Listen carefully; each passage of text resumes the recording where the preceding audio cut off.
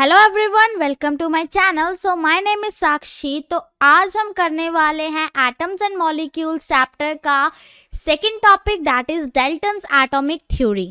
ठीक है, तो ये आज हम करेंगे इस लेक्चर में डाल्टन्स एटॉमिक थ्योरी। इस थ्योरी में क्या होगा कि जो डाल्टन है, एक जॉन डाल्टन नेम के साइंटिस्ट थे, केमिस्ट थे, उन्होंने हम अपनी एक थ्योरी दी थी एटम्स के ऊपर। उन्होंने एक थ्योरी दी थी जिसको एटॉमिक थ्योरी बोला जाता है। ठीक है, उनके नाम से ये थ्योरी पड़ी है, डाल्टन्स एटॉमिक थ्योरी। तो उनके बारे में आज हम पढ़ेंगे कि उन्होंने क्या थ्योरी दी थी और वो थ्योरीज जो दी थी वो उन्होंने कैसे दी थी। ठीक है, तो ये जो है आपको पता ही है कि ये 9th क्लास के साइंस सब्जेक्ट का चैप्टर नंबर 3 है, एटम्स एंड मॉलिक्यूल्स। तो इससे पहले मैंने इस चैप्टर का फर्स्ट पार्ट पढ़ाया था, that is laws of chemical combination. अगर आपने वो नहीं देखा तो आपको देख लेना चाहिए, क्योंकि वो वाला जो कंसेप्ट है वो भी बहुत ज़्यादा इंपॉर्टेंट है। तो चलिए स्टार्ट करते हैं डाल्टन्स एटॉमिक थ्योरी। जो डाल्टन्स एटॉमिक थ्योरी है, पहले मैं आपको बेसिक बता दूं। जैसे मैंने आपको बता ही दिया कि जो डाल्टन्स एटॉमिक थ्योरी है वो जॉन डाल्टन ने दी थी। ठीक है, वो जॉन डाल्टन के द्वारा बनाई गई थी। ओके, और उनके नाम से ही ये थ्योरी पड़ी, डाल्टन्स एटॉमिक थ्योरी। और उन्होंने क्या किया था, इस थ्योरी में एक बहुत ज़्यादा इंपॉर्टेंट पॉइंट उठाया था। ठीक है, जो एटम है, ठीक है, आपको पहले एक चीज़ पता होनी चाहिए कि जो एटम होता है, वो जो नाम है एटम, वो एक ग्रीक वर्ड है। ठीक है, ग्रीक वर्ड है। और ग्रीक्स ने ये बोला था कि जो एटम होता है वो एक इंडिविजिबल पार्टिकल होता है। मतलब इंडिविजिबल मतलब कि जिसको हम ब्रेक नहीं कर सकते या तोड़ नहीं सकते या डिवाइड नहीं कर सकते। ठीक है, तो इसी कंसेप्ट को लेकर कि atom is a indivisible particle, इसी को लेकर जॉन डाल्टन थे, उन्होंने एक थ्योरी बनाई, एटम्स के ऊपर एक थ्योरी बनाई जो कि थी डाल्टन्स एटॉमिक थ्योरी। तो देख लेते हैं कि उन्होंने अपनी इस एटॉमिक थ्योरी में क्या कहा था। In this atomic theory, he explained the concepts of laws of conservation of mass and laws of constant proportion. इससे पहले वाले लेक्चर में जो मैंने आपको लॉज ऑफ केमिकल कॉम्बिनेशन करवाए थे, जिसके 2 पार्ट्स थे, that is laws of conservation of mass and laws of constant proportion, इन्होंने अपनी थ्योरी में इस कंसेप्ट को एक्सप्लेन किया था। ठीक है, बस ये है कि ये दोनों जो कंसेप्ट है इसको एक्सप्लेन किया गया था। क्यों किया था? क्योंकि जब हमारे पास लॉज ऑफ केमिकल कॉम्बिनेशन की थ्योरी आई थी, तब जो बहुत से साइंटिस्ट थे वो इस थ्योरी की एप्रोप्रिएट एक्सप्लेनेशन नहीं दे पा रहे थे। तो किन्होंने दी थी? जॉन डाल्टन ने इस थ्योरी की एप्रोप्रिएट एक्सप्लेनेशन दी थी। ठीक है, एंड नेक्स्ट, और जैसे मैंने आपको बता ही दिया कि ये एक केमिस्ट थे और ये एक ब्रिटिश केमिस्ट थे। ठीक है, ये आपको याद रखना बहुत इंपॉर्टेंट है। एंड डाल्टन्स एटॉमिक थ्योरी तो बहुत ही ज़्यादा इंपॉर्टेंट है, जो इनके 6 पोस्टुलेट्स हैं, बिकॉज ये पेपर में ज़रूर से ज़रूर आती है, बिकॉज ये 5 to 10 मार्क्स के क्वेश्चन में आती है थ्योरी। और आपको बस बोला जाएगा राइट दी जॉन डाल्टन्स एटॉमिक थ्योरी, फिर आपको वो 6 के 6 पोस्टुलेट्स लिखने पड़ेंगे। ठीक है, मैं आपको बताती हूँ पोस्टुलेट्स क्या होते हैं। एंड जो डाल्टन थे, जैसे ये डाल्टन्स एटॉमिक थ्योरी, इनका फुल नेम क्या था? John Dalton. नेक्स्टली कि according to Dalton's atomic theory, जिसको हम डैट भी बोलते हैं, ठीक है, शॉर्ट फॉर्म में डैट आएगा। अगर आपको लिखा आएगा राइट अबाउट डैट तो आप कंफ्यूज मत होना। ठीक है, डैट की फुल फॉर्म होती है डाल्टन्स एटॉमिक थ्योरी। तो according to that, each and everything is made up of very tiny particles known as atoms. जो डाल्टन थे, ठीक है, जो डाल्टन की एटॉमिक थ्योरी है, अगर हम उसको पढ़ें तो उससे हमें पता चलता है कि जो हर एक चीज़ है इस दुनिया में, ठीक है, जैसे ह्यूमन बीइंग है, हमने पढ़ा है कि जो ह्यूमन बीइंग है उसका बेसिक बिल्डिंग स्ट्रक्चर क्या होता है? सेल्स। ठीक है, जैसे एक ह्यूमन बीइंग को फॉर्म करने के लिए जो सेल्स होते हैं वो बहुत ज़्यादा इंपॉर्टेंट होते हैं, वैसे ही कोई भी थिंग इस वर्ल्ड में कैसे बनती है? एक एटम से। इसका मतलब कि जो एटम है वो उस दुनिया की हर चीज़ का एक बिल्डिंग स्ट्रक्चर है। ठीक है, मेन थिंग है। जैसे कि इस लाइन को समझने के लिए एक एग्जांपल लेते हैं। जैसे एक हाउस होता है, ठीक है, एक हाउस होता है। आपको पता है कि हाउस कैसे बनते हैं? ब्रिक्स से बनता है, सीमेंट से बनता है, सीमेंट प्लास्टरिंग होती है उसके ऊपर, एंड बहुत सारी मार्बल्स वगैरह लगते हैं। ठीक है, पर जो उसका मेन जो बिल्डिंग ब्लॉक है उसका, वो क्या होता है? ब्रिक होता है। ब्रिक के बिना वो स्ट्रक्चर खड़ा ही नहीं हो सकता। सेम एज इट इज़ कोई भी थिंग है इस दुनिया में, चाहे वो एलिमेंट है, चाहे वो मिक्सचर है, चाहे कंपाउंड्स हैं, चाहे मॉलिक्यूल्स है, चाहे कोई भी नॉन लिविंग थिंग भी है, तो वो जो है वो किससे बनी हुई है? एटम से, ठीक है। उसमें भी कहीं ना कहीं बहुत सारे एटम्स मिल के उस चीज़ को बनाया हुआ। जैसे हमारे पास एक पेपर है, ठीक है, वो जो पेपर है उसमें पता नहीं कितने लाखों करोड़ों एटम्स ज्वाइन होकर एक पेपर की फॉर्म कर रहे हैं, ठीक है। तो आपको समझ आ गया होगा कि जॉन डाल्टन की एटॉमिक जो थ्योरी का यही कंक्लूजन था कि जो दुनिया में जितनी भी चीज़ें हैं वो एक बहुत ज़्यादा छोटे पार्टिकल से बनी होती हैं और उन पार्टिकल्स को कहते हैं एटम्स।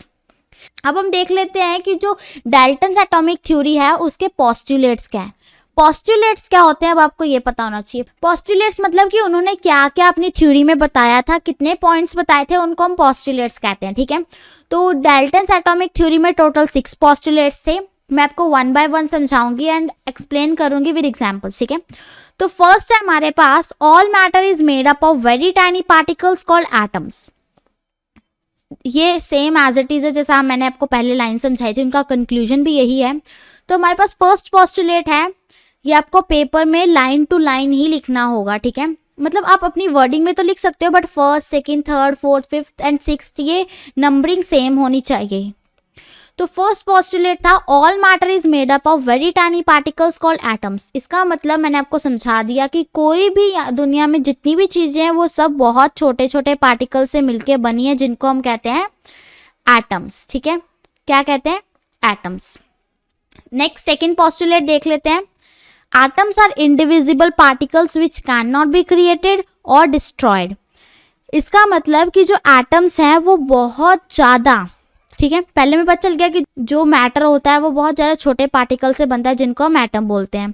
अब जो एटम्स हैं वो इनडिविजिबल पार्टिकल्स होते हैं विच कैन नॉट बी क्रिएटेड और डिस्ट्रॉयड। इनडिविजिबल मतलब मैंने आपको बता दिया कि इनडिविजिबल मतलब जिसको हम डिवाइड ना कर सकें, तोड़ ना सकें एंड डिस्ट्रॉय ना कर सके, ठीक है।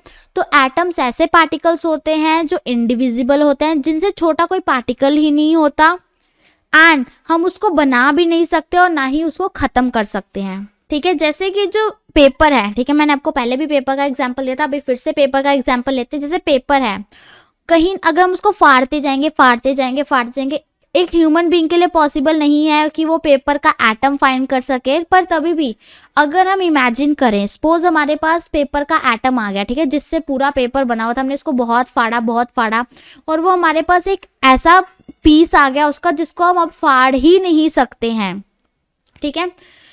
तो वो क्या होगा? वो एक एटम होगा पेपर का, और जब हम उसको फाड़ नहीं सकते तो मतलब वो इंडिविजिबल हो गया और ना ही हमने जो एटम है उसको बनाया होगा और ना ही हम उसको डिस्ट्रॉय कर सकते हैं, ठीक है।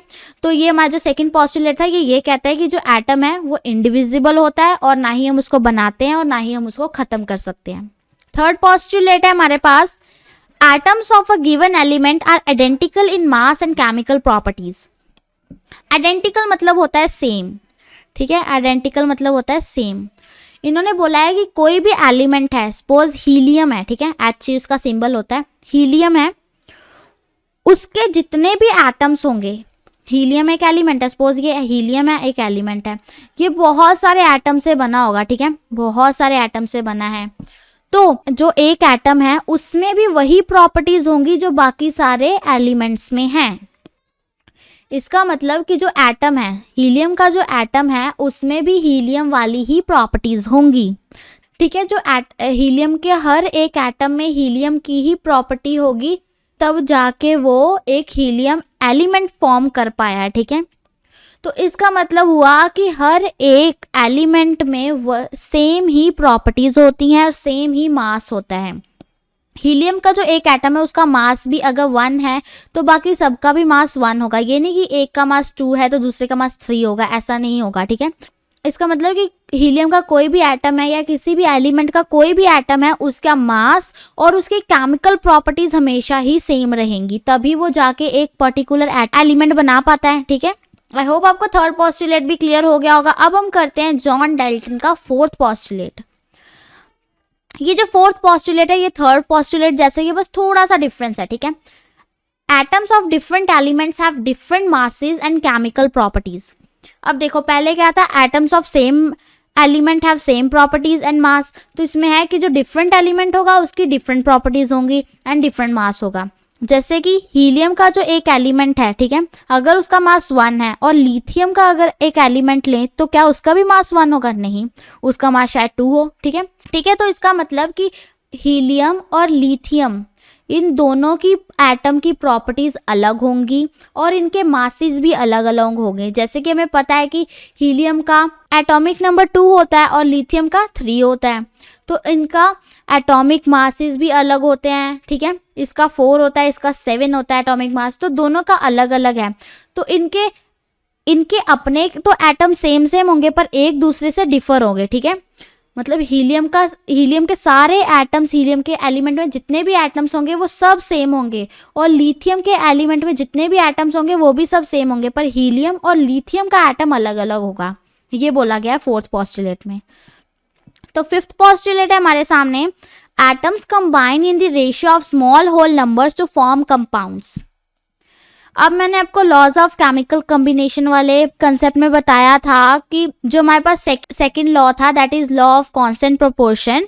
तो उसमें मैंने आपको बताया था कि जैसे CO2 है वो एक फिक्स्ड रेशियो में कंबाइन होके ही CO2 फॉर्म करता है। ठीक है, जैसे कार्बन 1/2 वॉल्यूम में कंबाइन होता है एंड मास में 3:8 में कंबाइन होगा, तभी कार्बन डाइऑक्साइड हमारे पास आएगा। ठीक है, अगर हम और किसी रेशियो में कर देंगे तो वो और कोई एलिमेंट बन जाएगा।